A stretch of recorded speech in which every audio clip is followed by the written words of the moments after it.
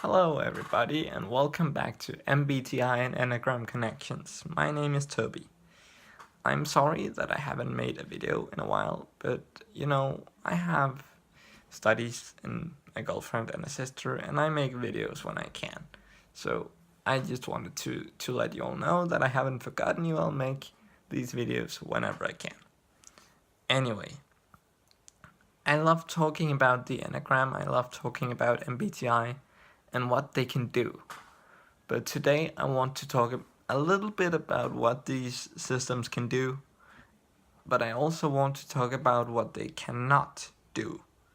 Because a lot of proponents, a lot of people who use MBTI and Enneagram tends to have this approach that's, oh, these amazing systems can tell you everything about yourself and they can tell you everything about everybody else. They basically have all the answers you need to know to work with yourself, and if you just have these systems, then you don't need anything else. The Enneagram community is especially prone to this, if I may be so free. On the other hand, a lot of people who don't use these systems tend to be like, oh, these are these elaborate tests that wants to put me in a box and say they know everything about me and I'm not a person, I'm just a type. And they get really uncomfortable with that. And the unfortunate thing, of course, is that these two pole positions tend to reinforce each other, which is regrettable. So I wanted to talk a little bit about what the purpose of the MBTI and the Enneagram, as I see it, is, and what the purpose of it definitely is not. So the purpose of the MBTI, as I see it, is very much linked to the cognitive functions. It's very much linked to what tools and skills do I have in my toolbox? What am I particularly good at?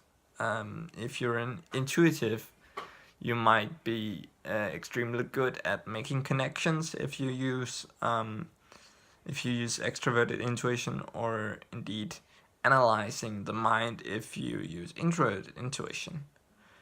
You might be really good at deciding what your values is and which decisions are in line with your values if you use introvert feeling, and so on and so forth. So as I see the MBTI, it's basically a toolbox telling you this is what you're good at, this is what you have to work on. And while the Enneagram is more of it's more introspective in a way. It tells you what you're scared of and what you are craving, what you're needing, your basic desire.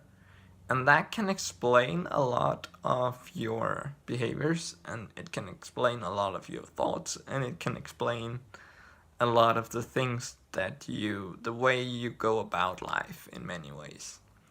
What it cannot do is pinpoint your exact quirks and your exact personality and take your uniqueness away. It can't do that, and it's not supposed to try and do that, and I get sad when I see people try to use it that way. Let me give you an example. If you tell me that you're an INFP 4, then I can say you're probably very unique and very proud to be unique. You're probably everything but mainstream. You're likely artsy, and because you're an INFP and not an ISFP, it's very likely that you're linguistically artsy. You're probably a writer or something like that. I could already be wrong. You could be a painter or singer or actor, or not artsy at all, but just fascinated by art. But after this, I will have no clue. For example, if we say I was right and you are a writer, I will have no clue if you're writing fantasy or fairy tales or poetry or sci-fi, because none of the type indicators say anything about personal taste, and that's because of the keyword personal. Personal taste, personal quirks, the little things that make you you. The typology have absolutely nothing to say about that. Um, the typology have absolutely nothing to say about how you like your coffee or what kind of art you're making or even what makes you happy, what makes you sad. It does to some degree, but only to a degree. MBTI can tell me that INFP are idealistic, and Enneagram can tell me that one is perfectionistic, but it can never tell me anything about what a specific person who happens to be a one considers to be perfect, or what a specific person who happens to be an INFP values. I might meet a fellow INFP who's just a big idealist as I am, but their ideals are completely opposite. They could indeed value the completely opposite things of what I do, which is something I have to remind myself of now and then, and I think we all do, because I think it's so tempting to say, oh, you're an idealist or you're a perfectionist, so you must have the same idea of what is ideal or what is perfect as I do. No, that's not how it works, and not how it's supposed to work at all. And that's the reason some people are scared of these tests and don't want to, all these systems, and don't want to use them. It's even the reason that some MBTI people don't want to use the Enneagram and some Enneagram people don't want to use MBTI, which is a shame because they go so damn well together.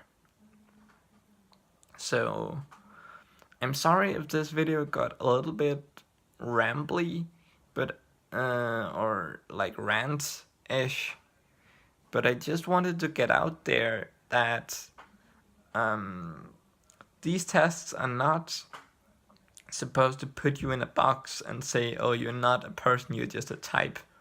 They are supposed to say you're a person and a type, and maybe we can explain some of the things that you think and you do and you feel, and help you work with yourself. But it's never supposed to say, oh, all fours are the same, or INFPs are the same, all INFJs are the same, all twos are the same. No, not working like that. I think that was all I had for now. Thank you so much for watching, and do leave a comment with questions or more information, or argue with me if I got something wrong. You know, I love interacting with you guys. Consider subscribing if you liked the video or if you like my content in general. And remember, be yourself, everybody else is taken.